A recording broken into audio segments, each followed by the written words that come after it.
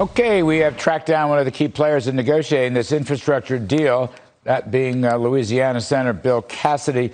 Mr. Cassidy, it's a great pleasure. Thanks for doing this. I don't know, we have you in the back seat of the car. I don't care as long as I could track you down, sir. Anyway, Senator, I want to congratulate you because I know your hearts and your motives are pure. So I want to congratulate you. But I do want to ask you about what Senate Majority Leader may be saying in a few minutes on the floor, the Senate Minority Leader, rather, Mitch McConnell. Are you concerned about President Biden's clear linkage between the infrastructure bill and what will be a gigantic reconciliation package with spending and taxing? How do you feel about that? I cannot control what Democrats do. My gosh, if I could, they wouldn't be Democrats. Yes. On the other hand, what we've done is taken that portion of their huge bill, which was their real infrastructure, not the fake infrastructure, and we have decreased it and made it focused. Even if they end up passing their human infrastructure completely in total, we still would have saved hundreds of billions of dollars relative to their initial request, and frankly have a much more focused, productive bill. So I think we've made progress, even if Schumer, Majority Leader Schumer, decides to proceed with another a reconciliation bill. Well, I think the biggest problem, Bill, for the conference would be all the tax hikes that the Democrats want, essentially repealing Trump's corporate tax hikes and then capital gains, you know the rift, the international taxes, and even the estate taxes. It seems to me that's going to be a big problem for the GOP conference.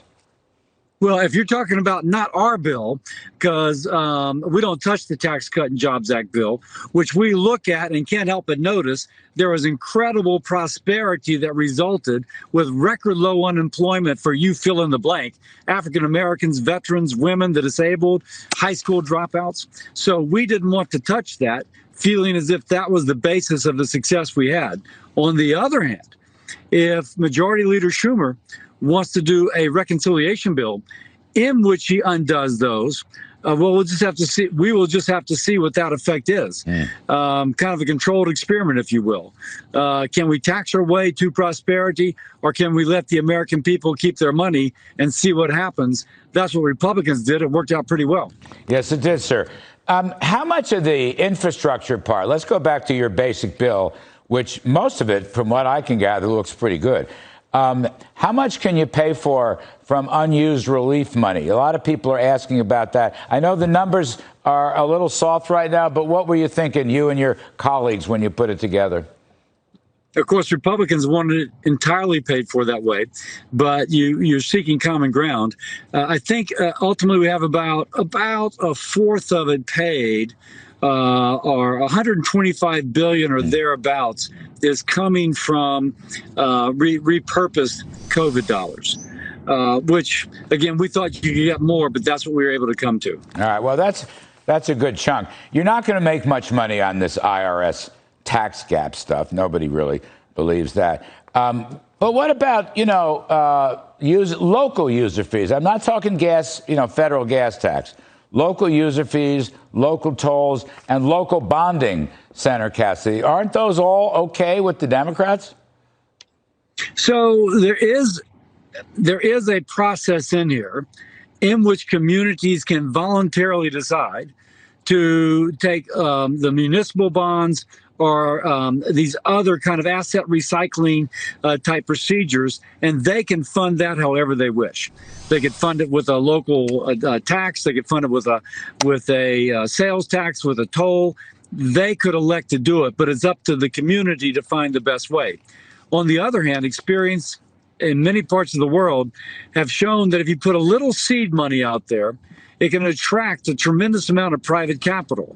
This was part of President Trump's original bill as well for infrastructure. Unfortunately, never got passed, but I think it's a principle embraced by both parties. You're not, tell me, you're not referring to an infrastructure bank, are you, sir? That you don't There really... is an infrastructure bank component in here. I know. I was hoping you'd tell me it's not true. in which you would have dollars rotating through and then paid back. Sorry to disappoint you, Larry. Senator Cassidy, old friend, you don't really want another Fannie Mae or Freddie Mac, do you? You don't really. You just put that in as like a show thing. You don't really think it's going to happen. Your point is well taken. We have to craft this legislation to avoid all the problems of a Fannie Mae and a Freddie Mac. But experience out of Australia and China and other countries have shown that, and frankly, the United States, we have a program called WIFIA for water projects, in which it's a revolving fund, in which the overhead is low, but it stimulated a lot of private investment or non-federal public investment. And that's our model more than Freddie Mac or Fannie Mae. Moving ahead on this now, stuff that looks good, at least on paper, you're going to get the basic elements, roads, bridges, tunnels, 5G connections, broadband connections, all that I think is great. Is there anything in there that concerns you, though, about what I'm just going to call excessive unionization, union rules, things of that sort that they couldn't get through elsewhere? That's something that's still hanging over or being discussed. There's Davis-Bacon provisions in there which require a higher wage than might normally be paid. On the other hand, countering that, we have adopted language which would improve permitting. And so, yes, Davis-Bacon's there. That's going to be a partisan fight. On the other hand, on a bipartisan level, we decided for improved permitting so it doesn't consume so much of the money and so much of the time to get a project completed, basically completing survey after survey after survey. I think that's, Senator Cassidy, I think permitting is absolutely key. Absolutely. I mean, we did this. This ran through the NEC. We worked on this executive order, as you know, NEPA permitting, which will bring businesses in to do more because they'll have more certainty. That could be a home run, sir, really a home run. That could make these dollars and the time frame by which the projects are completed fewer dollars to take the same project, but the project completed more quickly.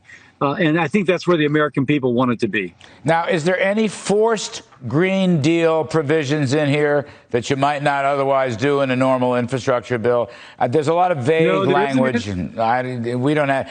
You're in a car, and I have a show to do. But I mean, is there anything that troubled you? I mean, you're down there in the oil patch. We like oil. We like natural gas, and so forth and so on. Anything really bad in there? No, there's not. There's $16 billion to cap orphan oil wells. That's a good thing. They're a safety hazard. They release methane. Nobody's producing anything.